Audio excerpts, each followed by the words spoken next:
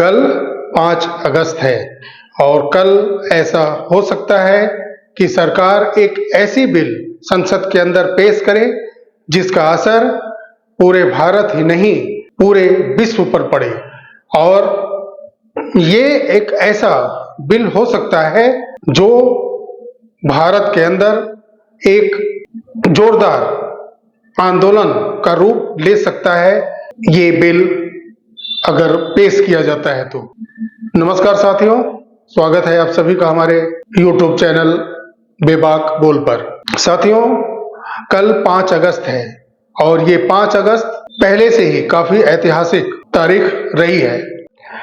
5 अगस्त सन 2019 जम्मू कश्मीर से धारा 370 खत्म किया गया। 5 अगस्त 2020 प्रभु श्री राम मंदिर का शिलान्यास और कल 5 अगस्त 2024 भारत के तीसरे नंबर के, पहला नंबर रेलवे, फिर सेना और फिर तीसरा नंबर वक्फ बोर्ड की जो संपत्ति है लगभग 9 लाख एकड़ से भी ज्यादा है भारत के अंदर। और तीसरे नंबर की सबसे ज्यादा प्रॉपर्टी भारत के अंदर उसके पास है।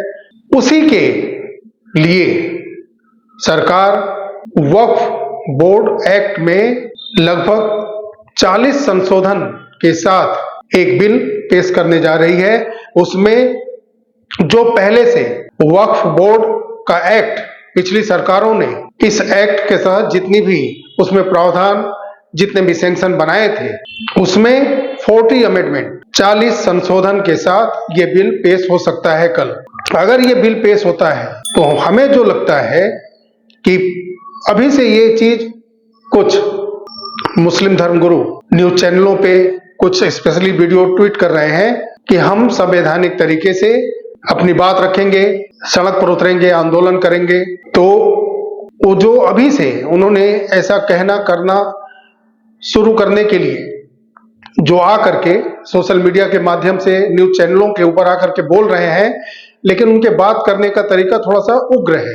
अगर सरकार ये बिल लाती है तो ये भारत के हित के लिए तो है कि जिनकी प्रॉपर्टियां सरकार बचाना चाहती है, जिन लोगों के प्रॉपर्टी को वक्फ बोर्ड अटैच किया हुआ है, ऐसे लोगों को राहत मिलेगी। क्योंकि इसमें जो 40 संशोधन ला रही है सरकार, इसमें वक्फ बोर्ड के जो एक्ट है उसमें जितनी भी उन्होंने जमीन पहले से अटैच की हुई है उसका भी सर्वे होगा, उसका भी सत्यापन किया जाएगा कि क्या वो संपत्ति वक्फ बोर्ड की ही थी। और आइए कुछ इमेज फुटेज ऐसा देखते हैं कि सरकार संशोधन बिल में क्या क्या ला सकती है। पहले कुछ वक्फ बोर्ड का इतिहास जान लेते हैं। भारत में वक्फ की शुरुआत दिल्ली सल्तनत के दौर से शुरू मानी जाती है।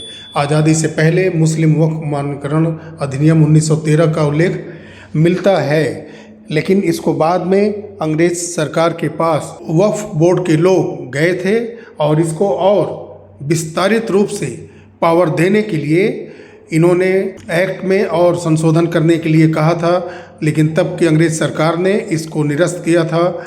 और जो पहले से चलता आ रहा है, वक्फ बोर्ड के पास जो पावर थी उतने में ही सीमित रहने के लिए कह करके उनके अनुरोध को रिजेक्ट कर दिया गया था। लेकिन आज़ादी के बाद 1954 में ही जवाहरलाल नेहरू की सरकार ने वक्फ अधिनियम को विधिवत एक प्रकार से सरकार के तरफ से बिल्कुल इसको एक प्रूफ के रूप में साबित कर दिया, इस अधिनियम को पारित कर दिया और इसका केंद्रीकरण कर दिया, और ताकि सरकार के तरफ से वक्फ को कई चीज़ें मिलती रहें बराबर, उसका केंद्रीकरण कर दिया। और इस अधिनियम के तहत सरकार ने 1964 में एक केंद्रीय वक्फ परिषद की भी स्थापना कर दी। उस समय देश के हिंदू के लिए, बौद्ध के लिए, सिख के लिए, ईसाई के लिए उस समय कुछ नहीं सूझा, लेकिन वक्फ बोर्ड के लिए ये सारी एक्ट उन्होंने बनाना शुरू कर दिया था। और फिर इसमें बीच में कई गतिविधियां होती गई थी, लेकिन इसमें जो 1995 है, इसमें एक ऐसा कानून बनाया गया जिसके बल पर जो केंद्रीकरण किया गया था वक्फ बोर्ड का, उसको स्टेट लेवल पर भी गठन करने की अनुमति दे दी गई। यानी कि अब आप अपने गठन को और मजबूत करने के लिए प्रत्येक राज्य में भी अपनी ब्रांचेज चला सकते हैं, वहाँ गठन करके वक्फ बोर्ड की स्थापना आप कर सकते हैं। और इसी वजह से वक्फ की संपत्तियाँ काफ़ी तेज़ी से बढ़ी। जैसे ही इनको राज्य के अंदर गठन करने का निर्देश मिलता है और संशोधन करके कानून में उनको ये पावर दिया जाता है, इसी के साथ इनकी संपत्तियाँ बहुत तेज़ी से और बढ़ने लगती हैं। जैसा आप पढ़ सकते हैं 1995 में प्रत्येक राज्य और केंद्र शासित प्रदेश में वक्फ बोर्डों के गठन की अनुमति देने के लिए कानून में संशोधन किया गया। इसके बाद से केंद्रीय वक्फ परिषद वक्फ संपत्तियों से संबंधित मामलों में केंद्र के लिए एक सलाहकार रूप में काम करती हैं। केंद्र सरकार सलाहकार बनती है, वक्फ बोर्ड की एक्ट में संशोधन करती है और उनको पावर पे पावर देते जाती है, लेकिन हिंदू समाज के लिए करने के लिए कुछ नहीं है, बल्कि उल्टे हिंदू मंदिरों के चढ़ावे को सरकार अपना हक समझती है और उस चढ़ावे को हजारों करोड़ रुपए जो वर्ष में आते हैं वो सेंट्रल गवर्नमेंट ले लिया करती थी और वो परंपराएं आज भी चल रही हैं और कुछ जगहों पे स्टेट गवर्नमेंट उस चीज़ को रखा करती हैं। और हद तो तब हो गई 2013 में, जब जाते जाते यूपीए सरकार यानी तब की कांग्रेस सरकार ने ही 1995 के मूल वक्फ एक्ट में बदलाव फिर किया और करके बदलाव को बोर्ड की शक्तियां और बढ़ा दी, जिसमें अगर किसी की संपत्ति वक्फ बोर्ड अगर ले लेता है तो वो कोर्ट तक भी नहीं जा सकता। क्या पावर दिया था जाते जाते उस समय की यूपीए की कांग्रेस सरकार ने। हिंदू धर्म के लिए इनके पास करने के लिए लगभग 55-60 सालों में कुछ नहीं था और वक्फ बोर्ड को ये कितनी शक्तियां दे दिए, जिसको चाहेंगे उस संपत्ति को अपना लेंगे और आप कोर्ट भी नहीं जा सकते। उसी शक्तियों को कम करने के लिए एक वक्फ बोर्ड एक्ट अमेंडमेंट बिल हो सकता है कल आ जाए। और जो मुख्य बदलाव संभव है इस एक्ट में, जैसे वक्फ बोर्ड के पास जितनी भी संपत्तियां पहले से हैं उसका रीवेरिफिकेशन जरूरी हो जाएगा।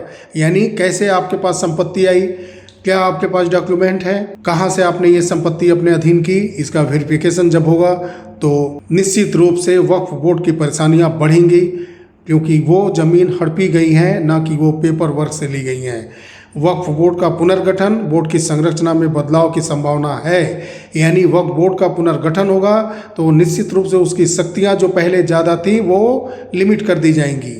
वक्फ अधिनियम की धारा 9, धारा 14 में भी बदलाव करके केंद्रीय वक्फ परिषद और राज्य वक्फ बोर्ड की संरचना में बदलाव किया जा सकेगा। यानी जो धारा 9, धारा 14 है, ये सेक्शन 9, सेक्शन 14, उसमें भी बदलाव करके केंद्रीय वक्फ परिषद, राज्य वक्फ बोर्ड की संरचना में बदलाव होगा, ताकि इनकी शक्तियाँ जो केंद्रीय सलाहकार के रूप में पहले चलती थी उसमें भी कमी आए और राज्य का जो उनका संगठन है वो भी कमजोर हो। बिल में राज्य वक्फ बोर्ड के स्वामित्व वाली विवादित जमीनों का नए सिरे से सत्यापन कराने का भी प्रस्ताव आ सकता है। यानी कि जो राज्य वक्फ बोर्ड हैं वो जो अपने अधीन जितनी भी संपत्तियां की हैं, जो विवाद चल रहा है, लोगों के जो आम जनता है जिनकी संपत्तियां उन्होंने अपने पास रख ली हैं और जो कुछ विवादित जमीनें हैं उसका नए सिरे से फिर से रीवेरिफिकेशन, सत्यापन किया जा सकता है। और दुरुपयोग वक्फ बोर्ड अब आगे ना कर पाए, वहाँ की लोकल मजिस्ट्रेट की जो टीम है उनके देख रेख में इनकी सारी संपत्तियाँ रहेंगी और जो भी ये कार्य करेंगे अब से वो वहाँ के लोकल मजिस्ट्रेट से मिलने के बाद ही कर पाएंगे। तो अब मजिस्ट्रेट की देख रेख में, उनकी निगरानी में ये सारे जगह आप कार्य कर पाएंगे। ये जो जरूरी बदलाव हैं ये नए अमेंडमेंट बिल में आने वाला है। तो क्या आप जानते हैं कि इतने बदलाव के बाद ये मुस्लिम धर्मगुरु इतना आसानी से ये चीज़ें मान जाएंगे कि देश में ये एक प्रकार से शांति प्रिय आंदोलन के नाम पर इनका शांति प्रिय कैसा होता है, इनके शांति दूत लोग कैसे होते हैं, ये छुपा नहीं है। तो अगर ऐसा होता है तो निश्चित रूप से देश के अंदर कुछ न कुछ बड़ा आंदोलन देखने को मिल सकता है। तो आपने देखा कि ये सरकार बिल में ला सकती है। अगर कल ऐसा होता है, जो ज्यादा अनुमान लग रहा है कल के लिए, क्योंकि 5 अगस्त ऐतिहासिक दिन, ये सरकार 5 अगस्त को चुनी है पिछले 2 बड़े काम करने के लिए। तो हो सकता है कि कल संसद के अंदर वक्फ बोर्ड एक्ट में अमेंडमेंट बिल लाए, और ऐसा होता है तो ये बहुत ही बड़ा ऐतिहासिक दिन होगा भारत के लिए और पूरे विश्व के लिए, क्योंकि इसका असर भारत सहित पूरे विश्व पे बढ़ेगा और कई देश हो सकता है कि इस पे टिप्पणियां भी दें, लेकिन ये भारत के हित की बात होगी। और जिनकी संपत्तियां गलत तरीके से अटैच की गई हैं वक्फ बोर्ड के द्वारा, उन्हें राहत मिल सकती है ऐसे बिल से। तो देखते हैं कि क्या होता है आने वाले समय में।